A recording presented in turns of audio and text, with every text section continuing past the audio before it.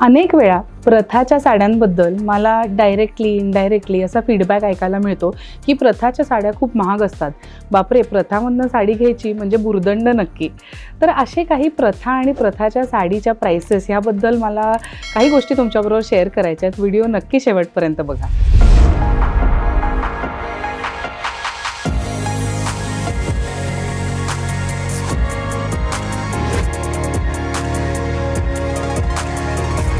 Hello everyone, welcome to प्रथा. दिस is कविता कोपरकर. 2016 मध्ये जेव्हा मी प्रथा चालू केलं तेव्हा Pratha saris was all about only handloom saris. Handloom पैठण्या, बनारसी, कांजीवरम, इरकल, त्याच्यानंतर थोड्याशा handloom raw silks, pure raw silks अशा साड्यांनी मी प्रथाची सुरुवात केली. आणि तेव्हा नॅचरली फक्त हँडलूम आणि प्युअर सिल्क असल्यामुळे प्रथामध्ये 10-11 हजारपासून पुढे अशा साड्या असायच्या. ही 8-9 वर्षापूर्वीची गोष्ट सांगते. कुठलीही व्यक्ती आली की त्यांना पटकन एखादी साडी आवडली म्हणून घ्यायला 15,000 ते 20,000चं बजेट असावं लागायचं. तेव्हा मला असं मनात यायचं पण कधी कधी की ही थोडीशी प्राईस रेंज वरची आहे का. एखाद्यांना पटकन आवडली, इम्पल्स बाईंगसाठी जेव्हा घ्यावीशी वाटते एखादी साडी तेव्हा आपल्याकडे थोड्या कमी प्राईस रेंजच्या पण साड्या हव्यात का.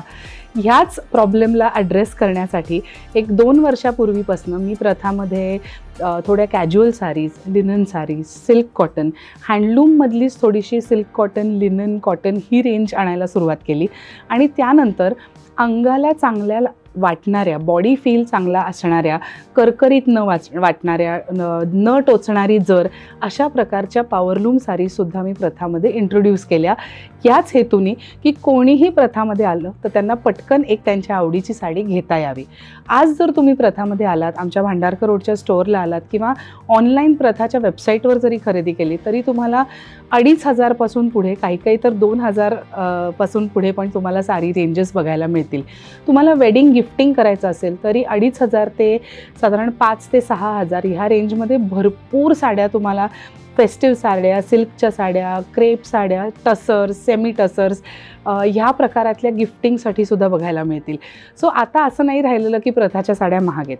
ह्यात एक मुद्दा मला नमूद करावासा वाटतो की जेव्हा आपण एखादी साडी एखाद्या दुकानातली महाग आहे असं आपण म्हणतो तेव्हा आपण ॲपल्स टू ॲपल्स कम्पेअर केलं पाहिजे. एखाद्या दुकानामध्ये कदाचित तशीच दिसणारी पण पॉवरलूमवर बनलेली किंवा मशीनवर बनलेली जर का पैठणी असेल तर ती आणि प्रथामधली हँडलूम पैठणी हे कम्पेअर नाही होऊ शकत. तसंच काही ठिकाणी तुम्हाला ब्लेंडेड सिल्क पण प्युअर सिल्क म्हणून दिलं जातं. तर ते मग ब्लेंडेड सिल्कची मशीनवर बनलेली पैठणी सेम वाईन कलरची, सिंगल कलरची, कलांजली बुट्टा दिसेल असा बुट्टा असलेली साडी तुम्हाला कदाचित 5-6 हजारातही मिळू शकेल. पण तीच तशीच दिसणारी साडी पण हँडलूममध्ये, प्युअर सिल्कमध्ये बनलेली, उत्तम क्वालिटीच्या टेस्टेड जरीमध्ये बनलेली 18-19-20 हजाराच्या आत मिळू शकत नाही.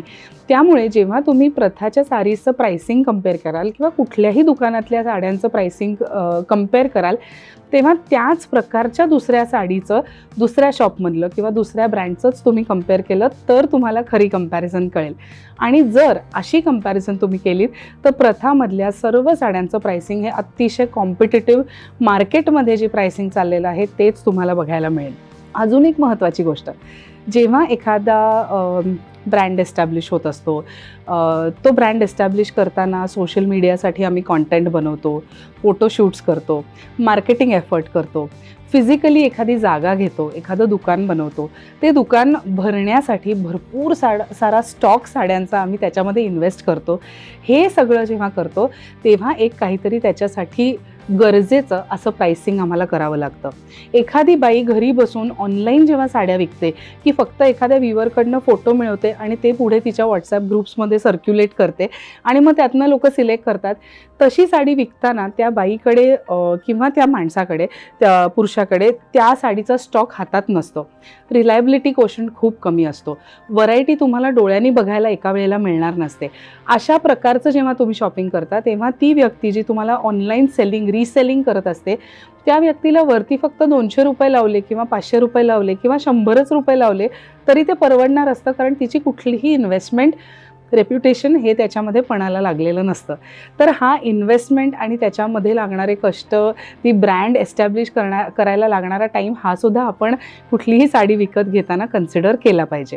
अजून एक गोष्ट मला सांगावीशी वाटते, प्रथामध्ये जेव्हा तुम्ही साड्या बघता तेव्हा त्या साडीचं मेक हँडलूम आहे, प्युअर सिल्क आहे, प्युअर हँडलूम आहे का थोडंसं मोटर इन्व्हॉल्व झालेलं हँडलूम आहे का एखादी साडी मशीन मेड आहे का एखादी साडी ब्लेंडेड सिल्कमध्ये आहे, ही संपूर्ण ट्रान्सपरंट माहिती तुम्हाला मिळते.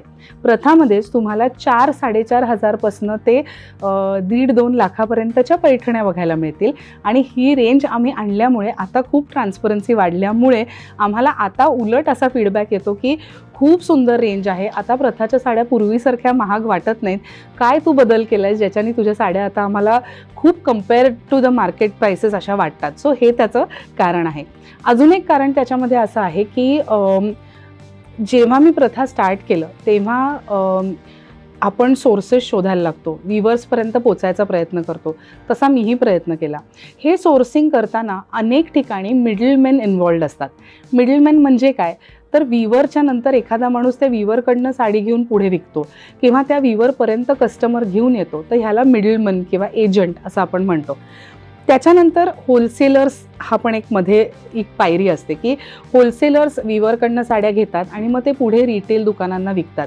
तर होलसेलरकडनं किंवा मिडलमॅनकडनं मी जेव्हा साडी घेते तेव्हा अर्थातच मला ती साडी घेताना एक थोडीशी वाढलेल्या किमतीला मिळते आणि तिथून पुढे मी काहीतरी त्याच्यावर मार्जिन लावून प्रथाची साडी विकते.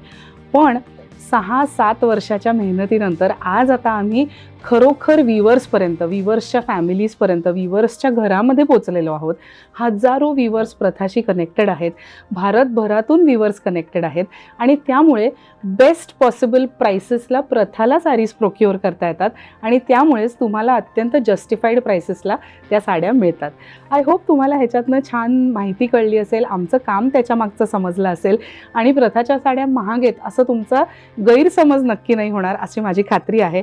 असे कुठले विषय तुम्हाला मी तुमच्याबरोबर शेअर करायला आवडतील, प्रथाबद्दल अजून काय तुम्हाला जाणून घ्यायला आवडेल आम्हाला नक्की सांगा.